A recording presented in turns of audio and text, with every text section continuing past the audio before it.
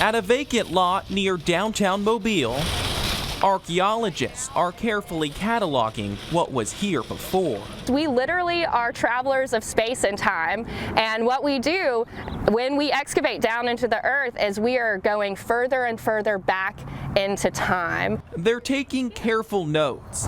Okay. And making sure everything is documented. Before the Mobile River Bridge is constructed, we hope to recover as much history as possible through the organized destruction that archaeology is. The things they're finding range from common to unique. And then I got the top of a bottle right here. They're making sure to keep an open eye and mind as they reveal the ground beneath our feet. Something that we all kind of get excited about are our children's items and children's toys. It's really fun to think about kids in an archaeological setting. So most of the stuff we do find Once the artifacts are recovered, fragments right here. They're brought to this lab at South Alabama to be analyzed. This is a tobacco pipe. Bonnie Gums is an archaeologist on the project. She says the goal is to link the finds back to people from the past. I'm not exactly sure what this pile of shoes means, but they're different kinds, there's different shapes, there's different sizes, and of course they're all handmade, hand-stitched. Some of the artifacts go back hundreds of years to a time when Native Americans lived along Mobile Bay. They found pottery, a lead soldier, and more. I think it's an opportunity for us to, as we look to the future, celebrate our past, investigate that past. Excavation work began last year along the expected route of the new bridge and bayway near downtown Mobile and in Baldwin County. Phil Carr is one of the lead archaeologists on the project. He says this work is an important first step to creating a better way across the bay. We are a product of our past. Our past gives us orientation to who we are today, and there's things about the past we still don't know, despite written records, despite maps. Back at the dig site, We have several domestic artifacts here. So we have a porcelain doll leg. You can see where the heel of the boot would have been right here. archaeologists are working to make sure history that's buried can see light again. It's still a mystery and it's still exciting, and we almost always are surprised by something that we find. It's always exciting. I think I lost around about 20 to 25 big pines that was on this lot. They was broke half in two. Tommy Gibbs moved to Dauphin Island in the late 1950s and worked for the water and sewage plant. He evacuated before Frederick hit and returned to an island that had been battered. His work restoring infrastructure carried him all over the island, and he documented the devastation with his camera. There was a man had a Cadillac, and he lost it in that cut right there. It washed out the bulkhead on it and cut a big hole down through there, and the man's Cadillac went in that hole right there. So whenever the storm moves. Long before he was Dauphin Island's mayor, in 1979, Jeff Collier was a teenager seeing his life turned upside down. These days, he drives around and reminisces about Frederick. I think the thing that was most shocking to us in coming back was the fact that we couldn't get back. The bridge to the island, built in the late 1950s, was gone, and without it, it was like the island went back in time. Without the bridge and with the ferry system, we could only carry so many vehicles, and with a 2-hour trip one way, you just change your whole lifestyle pattern. I mean, you might go once every week or even 2 weeks. And when you went, you did everything at once because it wasn't something you were going to be wanting to do every day. It took nearly 3 years to build a new bridge. It also took months to restore full power, making generators a necessity. Mayor Collier said people work together to get by. And while the challenges of Frederick are in the past, Collier worries about what's in the island's future. We all know that living on a barrier island, that these things can and ultimately will happen. We just hope it's not this year, or the next year, or not in our lifetime. And the fact that Dauphin Island is much more vulnerable now than it's ever been because of erosion and other issues, just the mere fact that we've had so many storms, Dauphin Island is not as resilient as it used to be, and therefore it takes a much less storm to create bigger damage for us, and that is a concern of mine. One of the most visible scars of Hurricane Frederick that you can still see is at the end of Dauphin Island Parkway. Believe it or not, the road used to go all the way from Mobile to Dauphin Island, but 40 years ago, Hurricane Frederick changed that and washed away the bridge over the canal. That bridge was never rebuilt. A taller bridge up the canal on Rangeline Road was more practical. Hurricane Frederick, 40 years gone, but not forgotten. The testimonies of those who experienced it, a warning for current and future residents. On Dauphin Island, Matt Barentine, Fox 10 News. This summer, the red snapper fishing in the Gulf has been outstanding. I took a trip on a super calm day with Captain Kurt Tillman.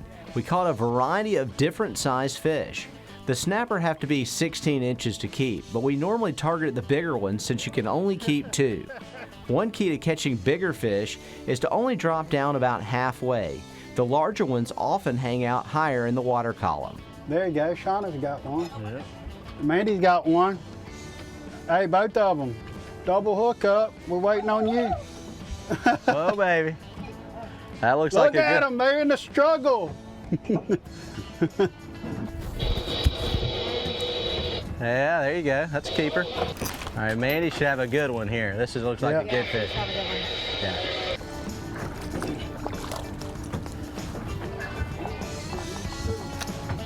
A little bit better one there. I didn't have to drop it as far down because Mandy brought that first fish up, and that got some of the bigger ones to come up off the wreck and follow. Here he is. That would be a keeper for sure. We may not keep this fish just because we're aiming for a little bit more, but that would definitely be a keeper. For Fox 10 Outdoors, I'm Chief Meteorologist Jason Smith. New Orleans, a city rich in culture, cuisine, and conspiracy. It's a question that's been asked for over 50 years, from the bayous to Bourbon Street, because the accused assassin was a native son. I think it's an unfortunate connection to New Orleans. Lee Harvey Oswald was born in New Orleans in 1939. After a stint in the Marine Corps and defection to Russia, Oswald came home. He lived on Magazine Street in the corner of a building that now houses a law firm. He was described early on, and especially by his Marine Corps drill instructors, as being something of a loner. And so he didn't really have a place that he could say was his own in New Orleans. But according to biographers, Oswald wanted to be famous and remembered throughout history. Oswald was in and out of New Orleans as a pro-Castro sympathizer that handed out propaganda in favor of Cuba and the USSR, but he also infiltrated an anti-Castro group as a spy in New Orleans. On Canal Street, the busiest street in New Orleans, Oswald was seen multiple times handing out fair play for Cuba leaflets. Did a building link Oswald to a conspiracy? Stamped on the bottom of those pamphlets he was passing out, an address, 544 Camp Street, right here, the old site of the Newman building. But what's interesting about that address, FBI agent Guy Bannister had his office at the same building under a different address. New Orleans District Attorney Jim Garrison found the possible connection between Oswald and Bannister intriguing. In 1967, Garrison opened his own investigation and kept it secret from the public. He first zeroed in on a strange figure named David Ferry. He definitely had connections to mafia, and he was known to fly drugs and drug runners over the border into Central America. So this is a person that was certainly a concern, but whether he was part of the plan, a Castro-led plan even, to assassinate the president, is something that went with him to the grave. I don't think that we'll know. Ferry died of a brain aneurysm not long after he was interviewed by Garrison. The DA then turned his attention to the man who would ultimately stand trial, Clay Shaw. Shaw lived in this Creole cottage in New Orleans. He founded the International Trade Mart on Canal Street. The old building was destroyed, but this one still stands today. There's a lot of backstory that goes into this. Garrison was actually reprimanded by Clay Shaw at Brennan's one time because Garrison had gotten drunk and was slapping his wife around in the restaurant, and Clay Shaw intervened. And so he later, when reading the Warren Commission report, saw that there was a person named Clay Bertrand, and he said, "Oh, Clay, Clay, it must be Clay Shaw. It was here 50 years ago at the Orleans Parish Criminal District Court. Clay Shaw was the only person to go on trial for the assassination of John F. Kennedy. District Attorney Jim Garrison alleged he, along with Lee Harvey Oswald and David Ferry, plotted to kill the president. He wasn't guilty of these crimes, and a jury said so after only 50 minutes of deliberation in a 6-week circus-like trial. Garrison had attributed a motive of homosexual thrill killing to Clay Shaw, and so all of that combined, he ended up dying broke and without very many friends. And that's something that usually gets lost in this whole story. We think about what was Garrison like, was it true what he did? He ruined a man's life for no reason, and he was wrong about him. Shaw died of lung cancer a few years after his not guilty verdict. This is Jim the Giant Garrison. John Fitzmaurice Jr. is a retired attorney who worked under Garrison a few years after the Shaw trial. He says there really was division within the district attorney's office over it. So you think it was a wild goose chase to put Clay Shaw on trial for? I think so, yes.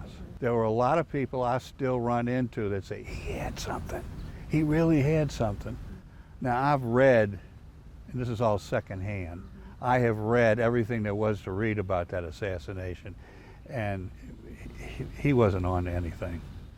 I don't know where he was going with that. Garrison would lose his job at the DA's office, but didn't ruin his career. He served out the rest of it as a judge in the 4th District. Whether it's in the stories tour guides share with visitors on Canal Street or in the comment section of various YouTube videos, people still talk of conspiracy. A plot carried out in Dallas that was birthed in New Orleans. The best part about a conspiracy theory is no one is ever going to agree on it, so you'll always keep talking about it.